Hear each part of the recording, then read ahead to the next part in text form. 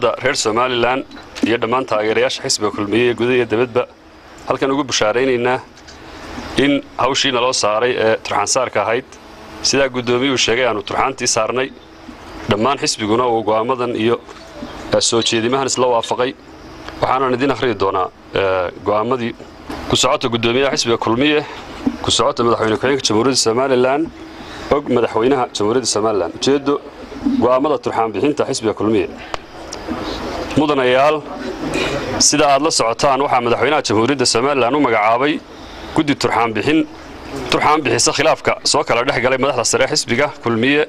kaasoo saameyn ku yeeshay qabsoomidda shirweynaha saddexaad ee xisbiga kulmiye guddidaas oo ka koobnay 10 xubnood waxay si mug iyo miisaan leh uga hawlgaleen shaqadii loo igmaday guddidu siday u daristo baaxadda khilaafka iyo waxa lagu kala cabanayo waxay kulamo gooni ah la yeelatay dhinacyadii wax kala tirsanayay iyadoo dhinac walba la yeelatay 3 kulan oo gaar ah si khilaafka loo fududeeyo waxay guddidu kulamo shakhsi ah la yeelatay xubnaha xisbiga ee kala cabanayay kaas oo ay u kala dab qaadaysay shuttle diplomacy kulankaas gaargaarka ah kadib waxay guddidu si toos ah isu soo hor fadhiisay dhinacyadii wax kala tirsanayay kuwaas oo dhinac waliba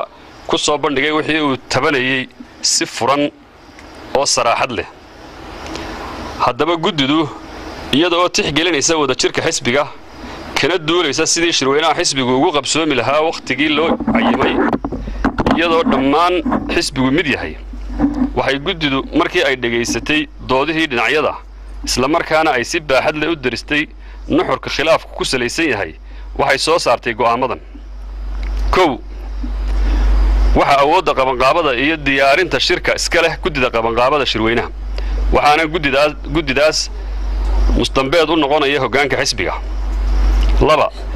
iyadoo la raacayo dastuurka xisbiga waxay guddida fulintu ansixinaysaa 4 xubnood ee lagu soo daray guddida qabanqaabada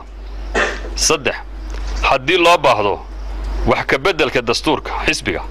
waxa awoodda diyaarinta wax ka beddelka yeelanaya guddida fulinta waxaanay soo jeedintooda u gudbinayaan guddida qabanqaabada oo iyaduna u gudbin doonto shirweynaha 4 iyadoo la dhowrayo wada jirka xisbiga waxay guddidu go'aamisay in dhammaan xubnaha hoggaanka oo kala ah gudoomiyaha 4tiisa ku xigeen iyo xogayaha guud sidooda loo daayo oo aan cidi kula tartamin isla markaana shirweynaha dib loogu soo doorto si loo mariyo sharciyada 5 in Cabdicasiis Maxamed Samaale uu ka mid noqdo guddida fulinta ee xisbiga 6 guddida fulinta ee cusub waxa soo magacaabaya hoggaanka xisbiga oo wada jira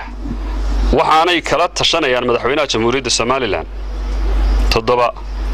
saddexda urur ee kala ah dalsan damal iyo ummadda waa in la sii daayo liisaska xubnaha golayaashooda dhexe si ay uga qayb galaan shirweynaha xisbiga ee soo socda 8 sida uu dhigayo sharciga xisbigu ergooyinka shirweynuhu waxay ka imanayaan gobollada iyo degmooyinka waxaana soo xulaya madaxda xisbiga ee degmooyinka iyo gobollada iyo mas'uuliyiinta heer qaran ee xisbiga u metelaya gobollada iyo degmooyinkaas 9 soo xulista xubnaha golaha dhexe ee lagu dooran doono shirweynaha waxa lagu soo xulayaa sida ku cad qodobka 8aad 10 guddida turxaan bixinta khilaafka xisbigu waxay dusha kala soconaysaa fulinta go'aamada ilaa inta shirku qabsoomayo billahi tawfiiq assalamu alaykum sidii lagu yaqiin xisbiga kulmiye halka lagu wada leeyahay ishina idin macallina waxaanu ku dhawaaqaynaa guulihii aanu ku dhawaaqi jiray marka muddo laga sheekaysto yar oo jariidada nafteedu iibkeeda hesho oo la oran jiray lagu kala tagiyay fooda la isla galayay foodi ma jirto fooda maaha waa mabaadi iyo ideolojiyad iyo wax saxitaan waxa la isku hayaa cadaawad shakhsi dhexdeeda ma jirto waxaanu faqaa nidaam baanahay dad soo wada halgamay isku xidhan isku mabda'a oo aan kala tagi karin oo furfurmi karin baan xisbi kasta oo dimuqraadiya hadda aad u dhageysato dood adag ayaa ka dhaxdhacda guushiisa iyo bisaylkiisa iyo waaya argiisa wuxuu ku jiraa sidoo rayga u madeeyo oo meel wada dhaqaaqo waxaa maragma doona 10 sano kulmiye uu jiray dhowr 10 sano uu jiray mar walba hawsha soo marta inuu ku dhamaysto midayn iyo inuu meel kala duuro caawana waxaanu soo meerinay oo guul labaad kulmiye u ah inuu ku midoobay sidii uu qabsan lahaa shirkiisa iyo mustaqbalkiisa soo hirgalay inuu ku midoobay caawana guul labaad oo isku raacsan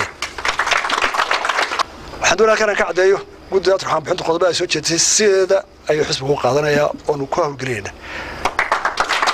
tiim bahayda wax colaado iyo cadaawada oo madaxda xisbiga kulmiye dhaxtaalay ma jirin